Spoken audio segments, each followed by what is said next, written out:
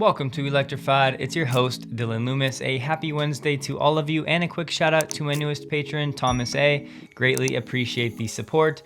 Reminder, no video for tomorrow, Thanksgiving. I will be seeing some family that I haven't seen in a long time, so that'll be great, but I should be back on Friday. First up today, Zach on Twitter shared, funny Easter egg in the new Model S. If your base is all the way up and you bring the sub all the way as well, it does this.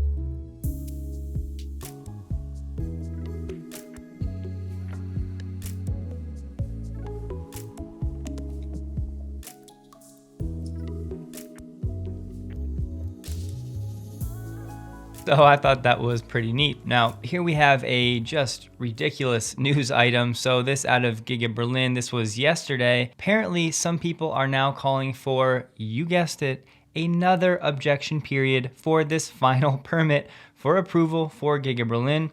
The second time reviewing these objections was supposed to be an over the top, make sure everything is double and triple checked.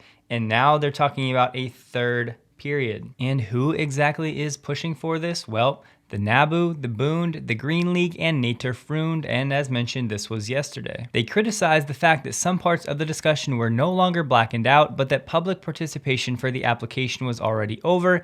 In addition, documents and additional requests were missing, according to a joint statement by those groups. So we will see how the authorities choose to handle this push for another round of objections, but all you can do is shake your head at what's going on. And the New York Times actually chimed in on this, saying, what Tesla has done in 2 years, speaking about building Giga Berlin, Volkswagen is saying it will take them 5, but we have to remember Tesla took that audacious gamble that risked a court judgment ordering Tesla to tear down the new facility because yes, indeed, Tesla began constructing the German factory before all of the necessary permits have been issued. Now, this shouldn't be an issue. It looks like they have all of the support in the necessary places. It's just the authorities have to deal with these objections so that down the road, there is no legal action against them because they didn't cover all of the bases. So if I had to guess, I would say this third round of objections is going to be shot down and that the authorities will give Tesla the approvals that they need to get this thing underway. Here we have some Rivian delays, so this really should not come as a surprise, but the launch edition pre-order holders of the R1T and R1S are getting emails from Rivian adjusting delivery timelines. Everyone else will get their delivery time frame by the end of the year. Some are being pushed back into March 2022 instead of November of this year, but the majority are hearing July. And other people commenting and sharing their experience as well. New estimate is March to April 2022. So just a really important note here that those of us that followed Tesla in the early days, a lot of us will remember that it was not always smooth sailing, especially when you're starting new production, as we've heard from Elon many times. There's almost always going to be issues, especially given the supply chain backdrop that we have right now. So everybody, if you're following Rivian, you're gonna have to be patient, Lucid too. And on that note, I don't think it gets talked about enough, but I honestly have my expectations in check for what Tesla's going to be doing in 2021 at Berlin and Austin. They're doing so many new, novel manufacturing techniques that I would be shocked if they didn't have some delays and some unexpected hiccups in the process. Absolutely nothing to worry or panic about, just something to keep in the back of your mind where everybody's just shouting how amazing everything's always gonna be. Well, with all of this new technology, the 4680s, the gigacasting, the new paint shop, and all of that paired with the supply chain challenges, just like I said, something to remember. So have you guys seen these? The Ford chargers? Now, no, these are not superchargers because no, they're not even fast chargers. They are actually level 2 chargers that Ford is installing at some dealerships. Now, my first thought is if you're gonna copy Tesla's design, which, you know, it looks like they did for sure, at least make it useful like Tesla did. So on a Tesla supercharger, if you take a look, the cord, the charging cable stays inside of the unit, you know, to protect it from the elements somewhat. And when you're walking by it, you know, no one's gonna get caught on it or anything like that. But Ford, for whatever reason, has this hole in the middle, but they're not utilizing it to protect the cable. And then commenting on these Ford chargers in response to the kilowatts, Javier Verdura, who is the director of product design at Tesla, had this to say, and by fancy, you mean disingenuous, unnecessarily large, poorly executed knockoff of our design. But what I'm thinking about is at a Ford dealership, wouldn't you want to have the very best technology to give customers that awe-inspiring moment of all of this cutting edge technology? But rather than installing DC fast chargers, they install level 2 chargers.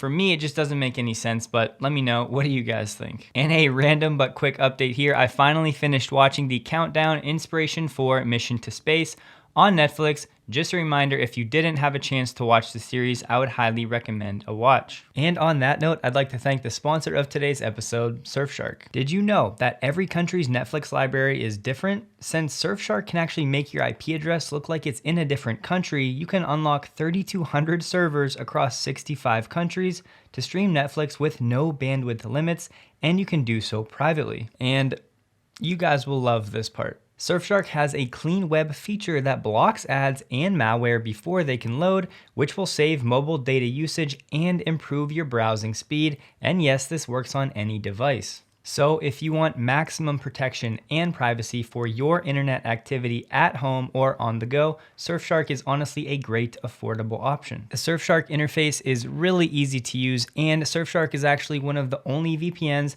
to allow you to use one account on an unlimited number of devices. So if you're like me with a desktop, a laptop, and a phone, Surfshark is the perfect solution. So to enhance your internet experience and to secure your data, use my code ELECTRIFIED to get 83% off and 4 extra months free. Surfshark also offers a 30-day money-back guarantee, so there is no risk to try it for yourself. Link in the description below. Thank you, Surfshark, and to all of you for the support. So yes, it turns out Elon did sell more shares yesterday, which was of course part of that downward pressure on the Tesla stock. So today he sold roughly 54% of his 17 million share sale target. And as it turns out, Elon wasn't the only one selling stock. We have Trevor Milton selling more Nikola shares. I'm sitting here wondering, how is this guy allowed to be doing stuff like this? It doesn't make any sense to me. However, he sold 11.7 million shares worth roughly $131 million in 4 separate transactions between November 19th and the 23rd. And after those sales, Trevor still has about 51.6 million shares worth more than $55 million. Here we got the video from Tom Malogny. This video will be linked below if you'd like to watch the full thing, but he did the 0 to 100 DC fast charge review of the Lucid Air Dream Edition. And honestly, guys, the numbers are very good. But I'll give you the TLDW. So he used Electrify America DC fast chargers with a peak charging rate of 350 kilowatts. But remember, no EV has really been able to pull anything close to that so far. So the Lucid Air hit 304 kilowatts charging peak. It was of course in the beginning of the charging session and only lasted for a few minutes. But the Lucid Air added 100 miles of range in 5 minutes and 300 miles of range in 22 minutes. It went from 0% to 80% state of charge in 37 minutes with a 118 kilowatt hour battery pack. And the standard charging session that most people are starting to use is from 20% to 80%. Of course, you don't want to charge to 100% if you don't have lithium iron phosphate batteries, and most people don't like going below 20% because of range anxiety and you don't want to get stranded. So in that 20% to 80% range, it only took 31.5 minutes and added 300 miles of range in just about a half an hour. So these figures do make the Lucid Air the fastest charging EV on the market today with the longest range. Excellent work to the Lucid team. And as mentioned previously, not at all taking a shot at Lucid here. I'm just saying at some point we have to find out if they can do these numbers and do so profitably. Only time will tell, but I'm hoping for the best. From 42how on Twitter, Tesla China updated the autopilot page. They used to have forward-facing radar provides a long-range view of distant objects, but they replaced it with powerful visual processing at up to 250 meters of range. So maybe the FSD beta coming soon to China, sure, I guess it's a possibility, but it looks like Tesla China has moved to the vision-only system, just like they did in America a few months back. Here we have some disappointing news for some of you Canadians, but the Model 3 base model just increased the price again. It now has been pushed over the limit of that $55,000 threshold to get this $5,000 federal rebates. But the good news is if you've already placed an order, you will be grandfathered in at the previous price and you will still receive the rebate. This image was shared on Reddit saying great news for Austin drivers, more superchargers coming soon, 13 locations, 136 superchargers opening in the greater Austin area. between November of this year and March of next year. Now, to be fair, signs like this have been in LA for 1 to 2 years now with no real expansion. However, I would of course be very surprised if Tesla isn't serious about this expansion in Austin, with Giga Austin set to come online sometime here in the next few weeks. Here we have a user on Reddit sharing that you can add unlimited shortcuts to the shortcut bar in terms of the widgets. This just looks funny to me, but just to be careful, apparently removing them is not as easy. But one user did say that you could delete the app's storage in the cache, it should work, and then someone said that that does work. Also, you can try uninstalling and reinstalling the app to get back to normal if you add too many widgets and you don't actually like it. And now FSD beta users are going to be asked to acknowledge this new request. So Tesla is saying, by enabling FSD beta, I consent to Tesla's collection of VIN-associated image data from the vehicle's external cameras and cabin camera in the occurrence of a serious safety risk or a safety event like a collision. So it seems as though Tesla is doing this so that they can just collect all of the data they need in the event of an accident or something else to protect themselves from having a user do something stupid and then try to blame it on Tesla. So good move on Tesla's part, IMO. And in what's become somewhat of an annual tradition for Tesla, they will be offering free supercharging in off-peak hours to help alleviate holiday traffic this weekend. Tesla is offering its owners to charge for free before 10 a.m. and after 7 p.m. on some routes in California during the holiday weekend. The offer starts today and will last until Sunday, November 28th. And here is a list of the available locations.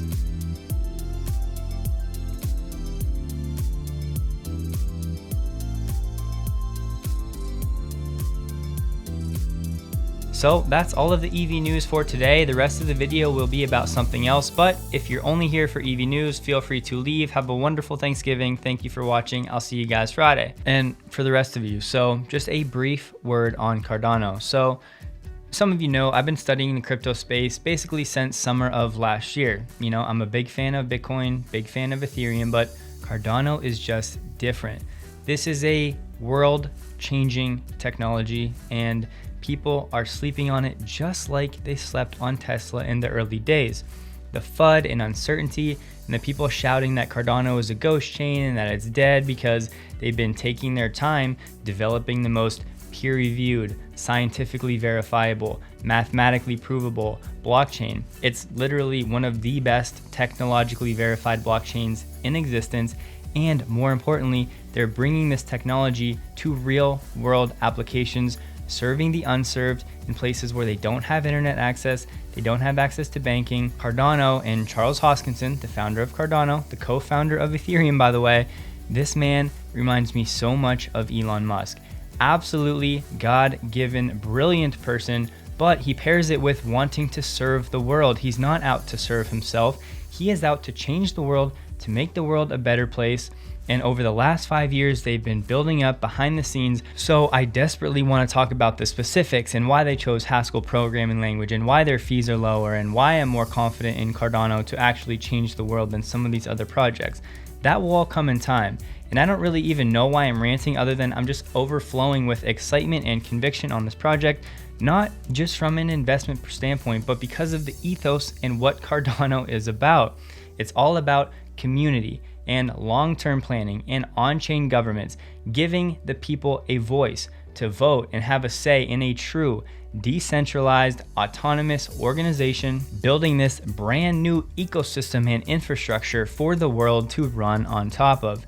It's just wildly exciting. If you don't like crypto, I would encourage you just keep an open mind and hear me out, whether it's on Patreon or Twitter, or if I start producing content over on my other channel like I started a few months ago.